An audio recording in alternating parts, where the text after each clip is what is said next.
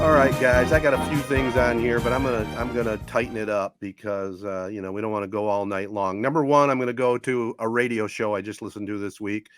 I love my Howard Stern, and they did a full week in Miami. They got brand new studios down there for Sirius XM in Miami, and this guy kind of goes to your era, I think, Matt. Pitbull. They did a decent interview with Pitbull. Okay, the dude he's awesome.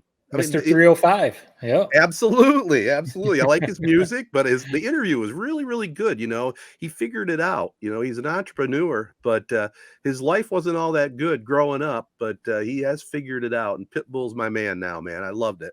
How long are you gonna ride Howard Stern, man, until he's totally off the tracks? Till the end, baby. I'm a Howard Stern fan forever. The latest? Are you your head under a rock with the latest thing where he had the comment? Basically, NBA players don't come and talk to him. Basically, he's trying to make it like a race type issue. What? No, I didn't hear any of that. He didn't talk about that on a show. I don't. He was seeing how when he's sitting courtside, none of the players come up and say hi to him. No, I didn't hear that. I did hear though. He's talked about this before that Jeff Van Gundy. I think he does games for the Knicks along with his national duties. Right. Howard, every once in a while gets his free seats and sits there in the front row. Well, he was at a Knicks game, and I think they were getting beat pretty bad. And he got up to leave, like after the third quarter, and Van Gundy just ripped on him, saying, Knicks management should never give Howard Stern tickets again, not being a true fan and whatever. But I'll ride the Howard Stern thing forever. Yeah. I know you're a big Stern guy. I heard what Jared was talking about. Yeah, right. I heard something like that. I don't know. Yeah, the comment.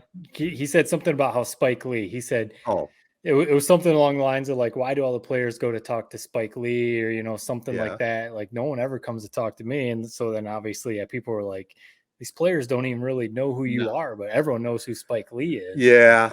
Yeah, I guess that's a fair statement. Spike like Lee, for the Knicks, like if you're at Madison Square Garden, he's there front and center forever, right? Yeah. Well, whatever. I'm still always going to be a Howard guy, and I do like my my documentaries. Here's another. You like your history stuff too, don't you, Jared? Oh yeah. I got a quick one when you're done. All right. Well, I'll wrap this part up. It's called The Movement and the Madman. It was on PBS again. It was about the Vietnam War and Richard Nixon and how the anti-war protest in 1969, the largest the country's ever seen, peaceful protest. Nixon had to cancel what he himself called his madman plans for a gigantic escalation of the war in Vietnam. And you can just imagine what the peaceniks were doing. What are you doing, Nixon? He even was threatening nuclear weapons in Vietnam. And it just showed that our country in 69, the peace people got together, did peaceful protest, and changed Nixon's mind about escalating the war. I mean, it was a really well done documentary. That's all I can tell you on that. Definitely a piece of history. Yeah, part of history that honestly I'd never heard that. I didn't know that it was on the brink of becoming. I mean, thankfully it wasn't. I mean, that's a sliding doors moment for the U.S. and also world history if nuclear weapons were used in Vietnam. No, so in that same vein, you brought up Ken Burns last week, and the U.S. and the Holocaust documentary. So I gave one of his docs a watch. One thing I accidentally subscribed to PBS somehow. I thought PBS was free. Next thing I know, I paid $80. How much? It was like, apparently there's two options. I didn't realize that as I was kind of clicking through. One of them was like you pay every month, or one was like a one lump fee. Okay. All PBS stuff. So I clicked that one, not really realizing what I was doing until the charge came through my card for $65 for a one-time subscription. But anyway, PBS was always free too.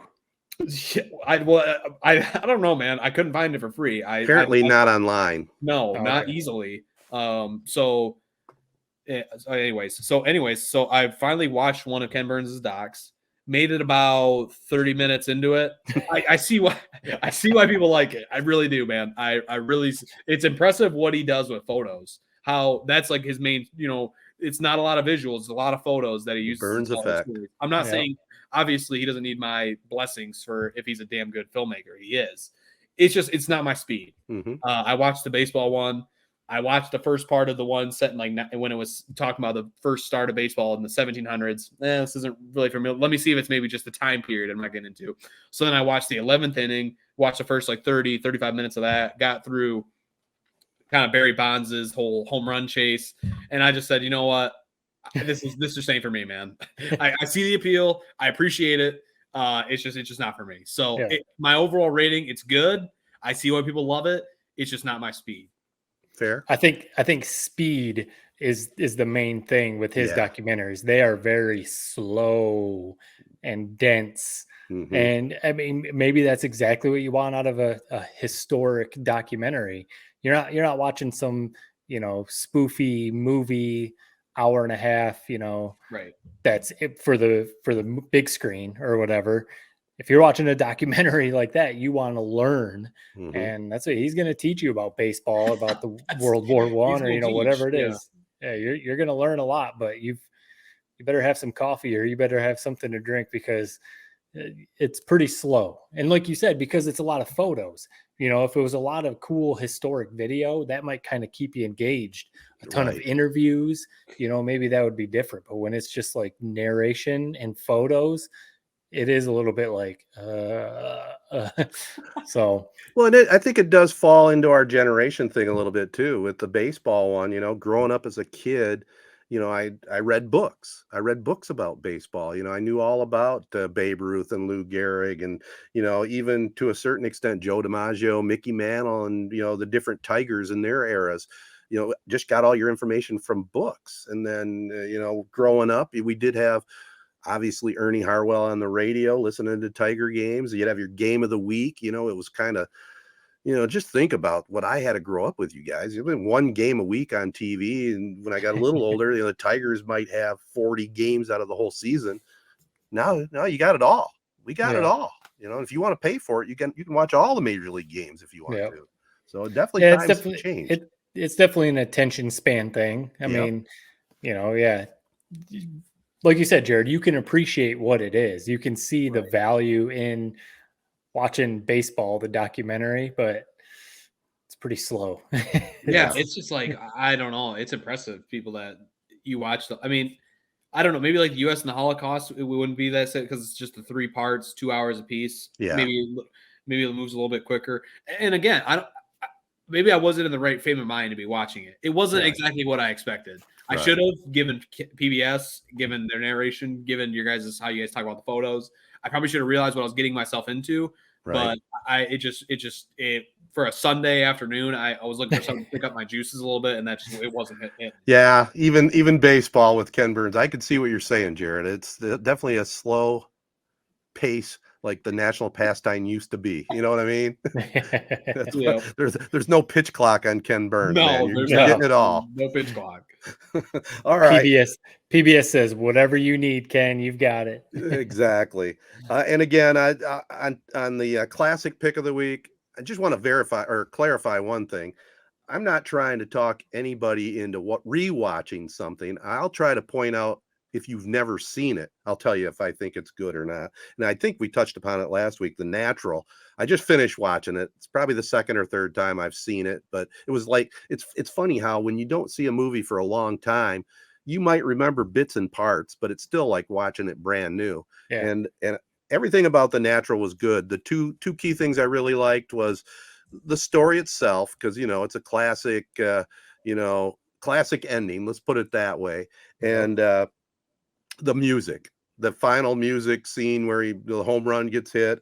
It doesn't get much better than that.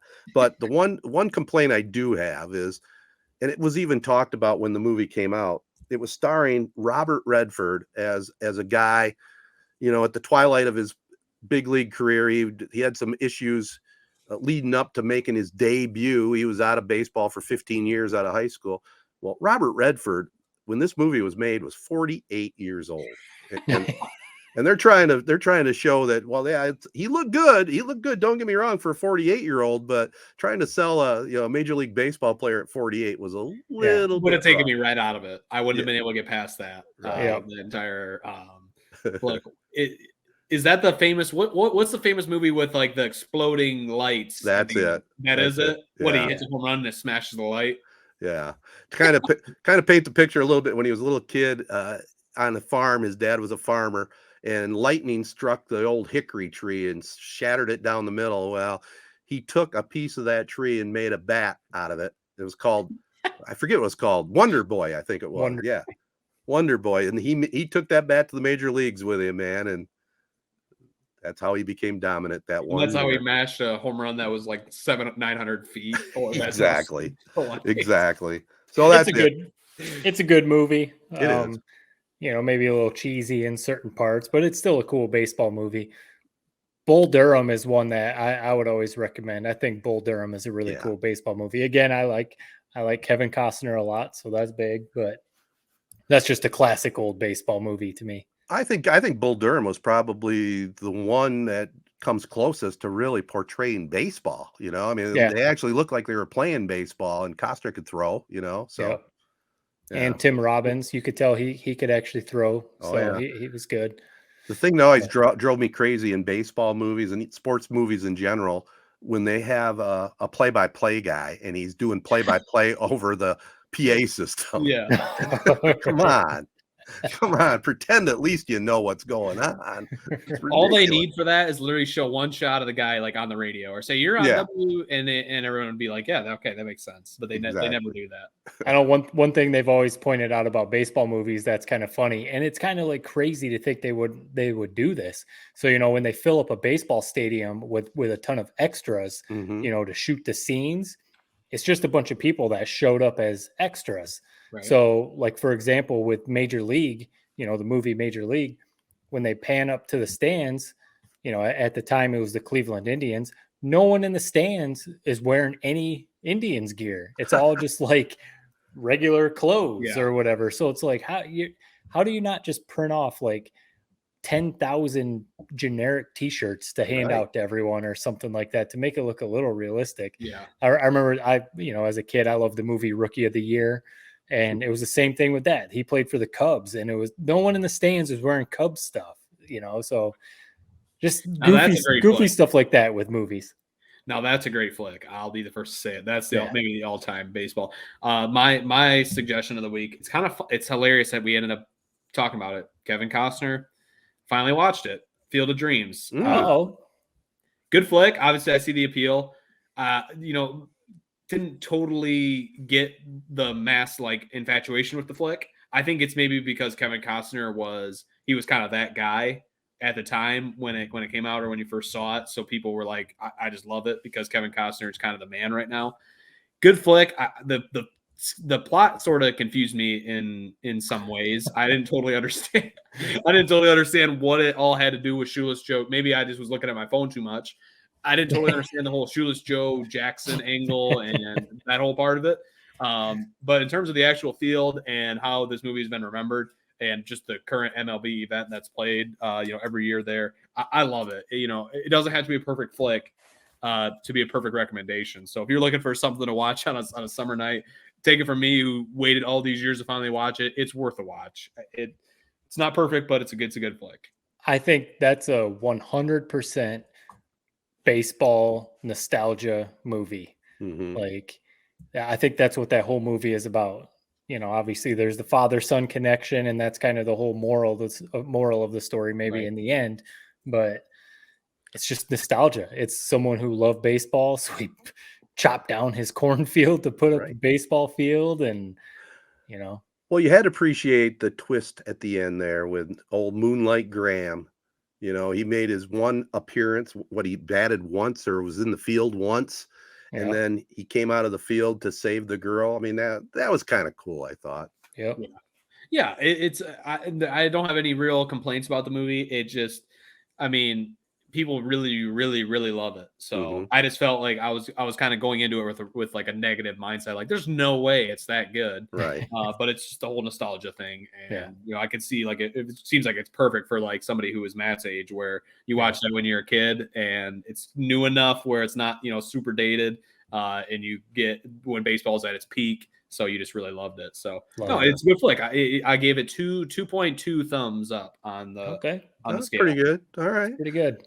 Yeah. I remember seeing that movie when it first came out, and I just saw it by mistake. I had a date and we went to the theater over in Lansing, and I had no idea what it was. It was a sneak peek is what they called it. It was before it was released all over the place. It blew my mind away seeing it in the theater for the first time. I mean, me, I'm Mr. Nostalgic when it comes to baseball anyway. I mean, I give it a 3.0, and I'll probably stick with a 3.0 now. Didn't even pay attention to your date at all. You were just like, shh, Nope. watching a movie. I'm watching a movie. Certainly wasn't on my phone. I can tell you that much. Every so often you drop these like a sneak peek. What? Like these things these relics of the past of things that used to happen. And I'm more blown away by that than anything you said before or after it. What a sneak peek of a movie. What? Yeah. So consider yourself lucky. You saw it before a lot of people ever saw it. That's right. You learned something here today, Jared. All right, let's wrap this one up, guys. Yeah. We got basketball. Well, Matt, do you have a recommendation this week? I threw out Bull Durham. Oh, that's right. We were talking baseball movies and Costner and all that. So Bull Durham. Kind of a baseball theme. Yeah, absolutely. Well, we had a nice segment on the Tigers, and let's hope they can keep it rolling.